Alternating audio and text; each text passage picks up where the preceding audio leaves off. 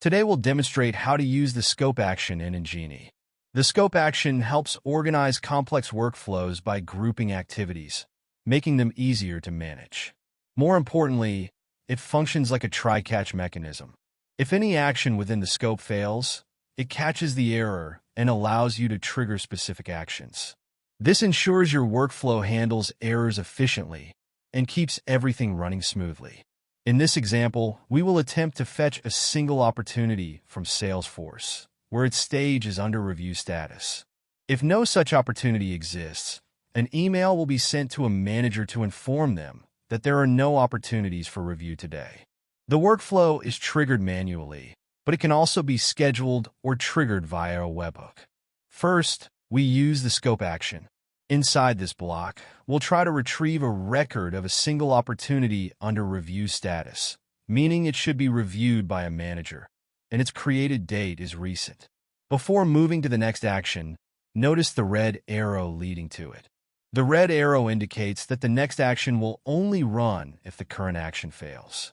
You can configure this by clicking on the three dots on the next action block and selecting Configure Run After. You can choose to run the action after the previous one is successful, failed, or both.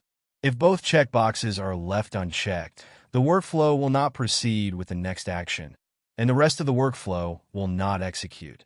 Now let's run the workflow and examine the output.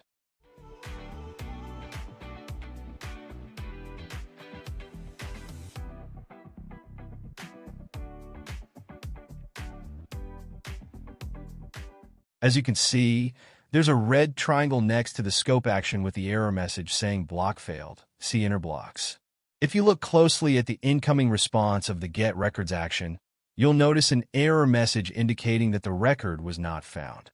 This is why the next block, which sends an email to the manager, is triggered, informing them that there are no opportunities in the review stage that need to be addressed by a manager. If such data had matched the criteria we set in the Get Records filter, the workflow would have proceeded through the inner block of the scope action and eventually stop within it. And that's it. The scope action helps us easily detect errors and functions using a try-catch mechanism, just like in coding environments. You can customize how the workflow behaves after the scope in a way that suits your needs. I hope you found this video helpful. If you have any questions, feel free to reach out. Thanks for watching.